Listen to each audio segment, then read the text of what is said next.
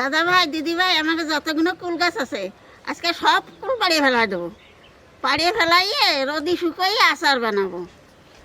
এই দেখো এমনি হাওয়া আছে তাইতে কত কুল পড়িছে তলা দিয়ে।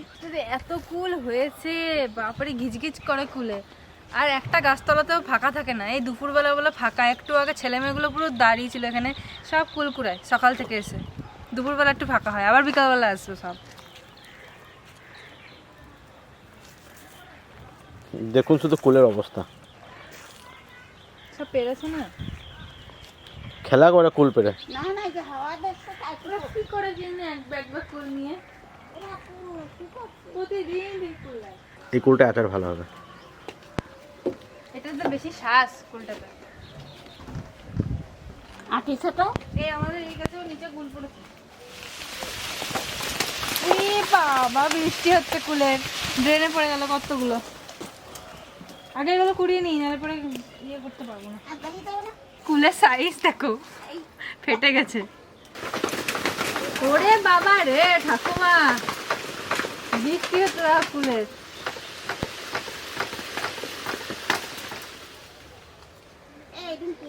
হ্যাঁ হ্যাঁ সেটাই বলছি আমি। কুল কুড়াতে কুড়াতে তো আজকে রাত হয়ে যাবে মনে হচ্ছে, এক জায়গাতে এত কুল পড়েছে। তাও তো ভালো বাজাহি নেই আমাদের বাড়িতে এত কুল, আমরা কেউ খাই না কুলগুলো। আচার করা হলে তাও একটু খাওয়া হবে।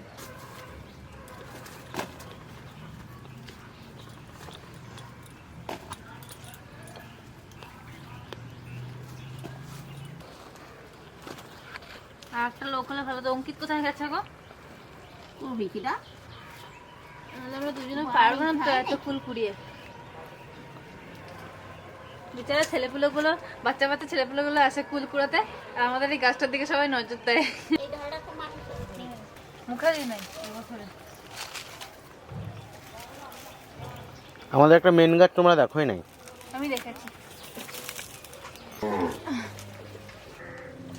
এই গাছের কুলগুলো সব পেকে গেল, কিন্তু যাওয়াই হয়। এই কলকাতায় কুল বিক্রি হয়। হ্যাঁ হয়তো বাজারে। চলো আমি তুমি যাই, কলকাতা বিক্রি করতে। চল। আচ্ছা আমাদের এই এলাকাতে এরকম সাইজের কুল আর কোথাও নাই।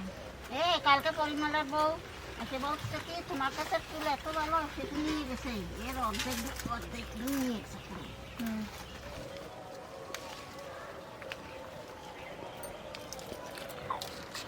এই দেখো একটা। বসে বসেই কুল ছিঁড়া যায়, এই দেখো। ওই জন্য তো কোমরে বেশি ব্যথা হচ্ছে।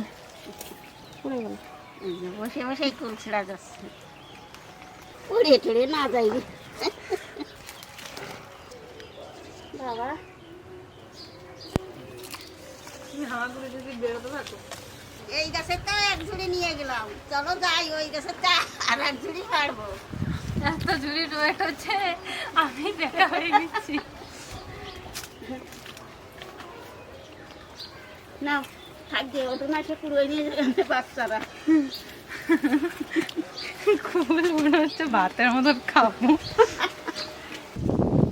ওইদিকে আর একটা গাছ আছে, ওখানে যাচ্ছি। ওই গাছের থেকেও এরকম পারবো না।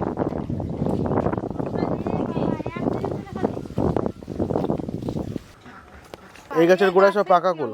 এইগুলো সব একা একাই পড়েছে। এই গাছের ঠিকানাটা কেউ জানে না, ওই জন্য কুলগুলো এখনো আছে। হ্যাঁ কি বলছো তুমি? মাথায় লেগেছে। আর এই ডালে দেবো। ওরকম আলু দেবা নাকি? হ্যাঁ এই ডালে দেবো, দিচ্ছি। দাও। ব্যাস ব্যাস ব্যাস ব্যাস। এখানে সমান জায়গা আছে, এই গাছটা উঁচু আছে, ওইটাই ওরা শুয়ে শুয়ে কুল খাওয়া যাবে।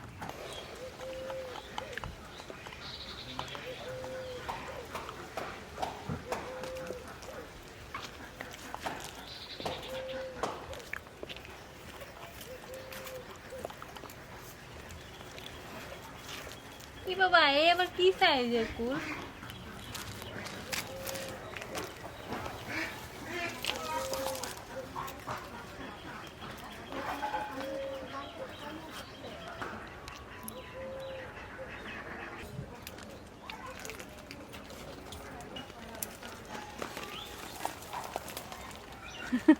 আর ওর মা। তাই কি? খুব রোদ, কদিন ধরে রোদ, দুপুরবেলাতে মানে প্রচুর গরম লাগছে। চলো এই গাছের কুলগুলো এখন সেরকম পাকেনি, আর এই গাছের কুলটা সব থেকে টেস্ট খেতে, হালকা টক টক। আর এটাকে বাড়ি নিয়ে গিয়ে এখন মাখাবো। যাই যাই কাটার জ্বালায় দেওয়ার আই যায়। হ্যাঁ দিদি দাহি দিচ্ছি।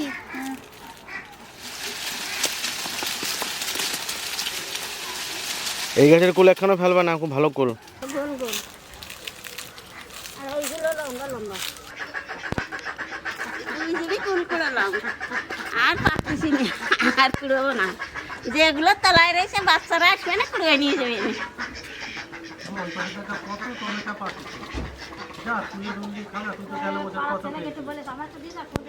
শান্তনু পেরে দিয়েছিল কুলগুলো। হ্যাঁ আজকে শান্তনুই আচার বানাবে। হ্যাঁ ও কি শুকিয়েছে কুলগুলো, একটা কিরম শুয়ে এই কটা আবার ওই যে চুপসে গেছে। এই কটা আবার মামু দেশে। দাদা ভাই দিদি ভাই তোমাকে তো কুলপাড়া দেখাইছিলাম, আমরা দুই বোনই এই যে কুলপাড়ে রোদি দিয়ে শুকোইছি। এই দেখো শুকোইয়ে জন জনে গেছে। তা আজকে সেই কুল দিয়ে আচার বানাই তোমাকে দেখাবো। কুলগুলো এত শুকিয়েছে, চুপসে গেছে একদম।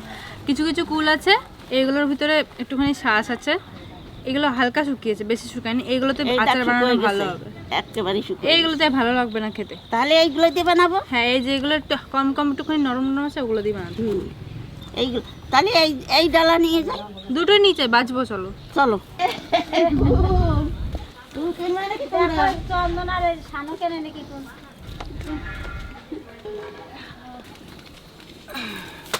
আজকে তোরা দুই বোনে আচার বানাবি, আমরা বসে বসে খাবো আজকে। কি হচ্ছে দিদা, কুলের ভিতরে মাংস আছে অনেক। হ্যাঁ এই কুলের মধ্যে এই যে মোটাগুলো নেই, আঠি ছোট, মাংস বেশি। আর যা বড় বড় ফুল আমাদের কাছে যদি মাংস দেয় তাহলে বারে তো কুলটা খাওয়া যাবে না, তাহলে তো নিরামিষ না। তো খুব রে। এই দেখো এই বুটাগুলো ফেলাই দেবো। পুরো গরমের মধ্যে না এইগুলো খাবে। আস্তে থাকে মাটি আসতে হবে, ফেলাই দিতে তাহলে শ্বাসগুলো সব বেড়ে যাবে।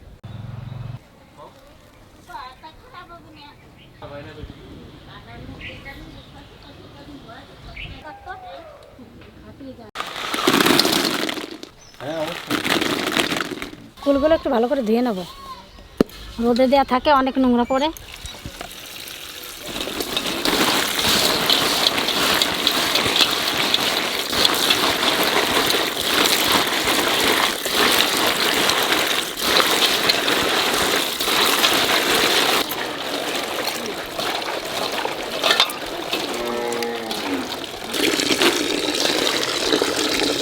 কি সুন্দর পরিষ্কার হয়ে গেল।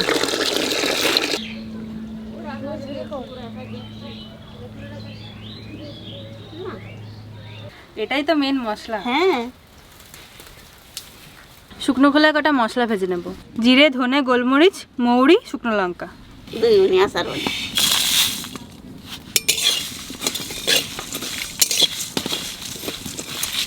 গান বেরিয়ে গেছে মশলা থেকে। হ্যাঁ গ্রান বেরিয়ে গেছে, মশলা ভাজা হয়ে গেছে। কুলটা ভালো করে দিয়ে নিয়েছি, এইবার সেদ্ধ করে নেব।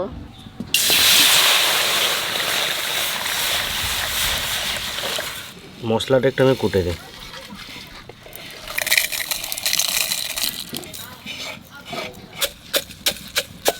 এই মশলাটাতে আচারের টেস্ট।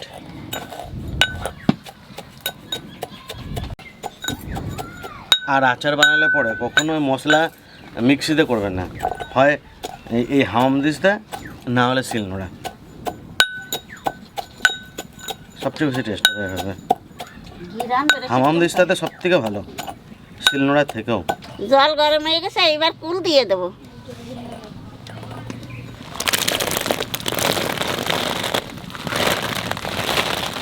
ঢাকা দিয়ে দিতে পারে তাড়াতাড়ি এই যে। দেখুন বেশি গুঁড়ো করবো না, এরকম দানাদার থাকবে।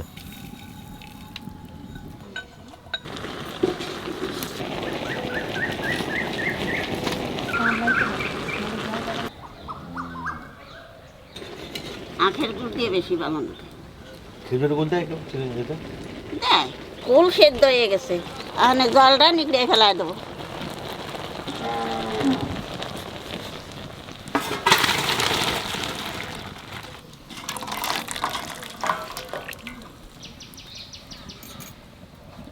তেলের মধ্যে দিয়ে দেবো 5 ফোড়ন আর শুকনো লঙ্কা।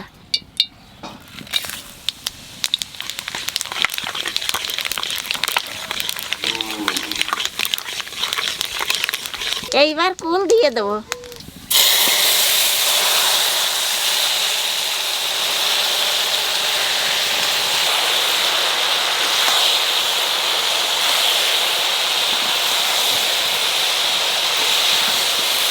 কুলির মধ্যে একটু বিট লবণ দেবো আর একটু সাদা লবণ দেবো।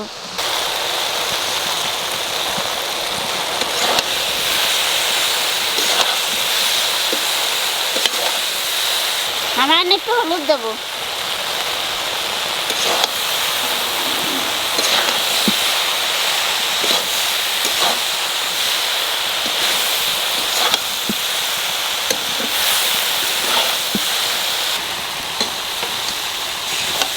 এইবার আখের গুড় দিয়ে দেবো।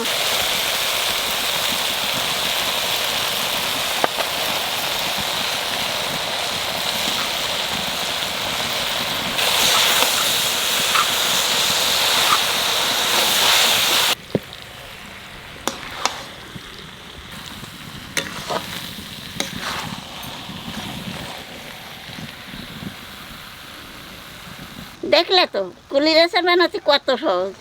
তা কুলির আচার হয়ে গেছে, এখন এই বাজার মশলাটা দিয়েই নামাই দেবো।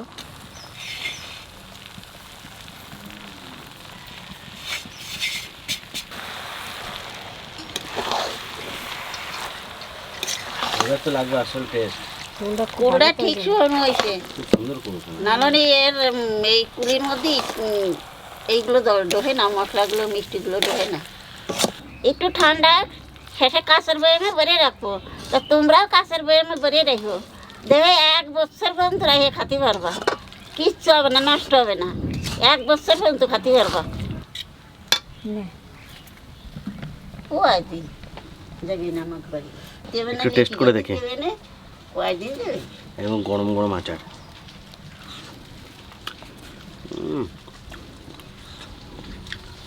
এই ভাজা মশলাটা দেওয়ার আগে আমি একবার টেস্ট করলাম। ভাজা মশলাটা দেওয়ার পর এত সুন্দর লাগছে খেতে, টেস্টটা 1000 গুণে বাড়িয়ে দিল ভাজা মশলাটা দিয়ে। আর গোলমরিচ দেওয়া আছে, এটা গোলমরিচ হালকা ঝাঁঝ, শুকনো লঙ্কার একটু ঝাল ঝাল ফ্লেভার, গুড়ের মিষ্টি আর কুলের টক টক ঝাল মিষ্টি।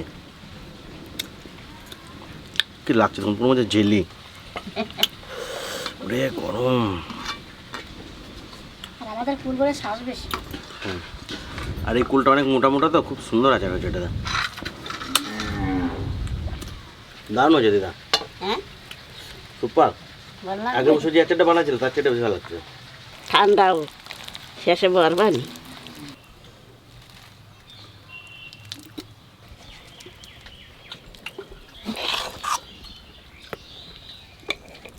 আর 2 ননদ ধরবে না আমাদের। আর আমারও বলে গেছে সেদিনকে, আচার করবা, আমার আচার দেবা। 2 ননদ আছে, তারপরে 2 বোন আছে। ইতি আমার রোজ ধরে নিয়ে যায়। ইতি না? বললাম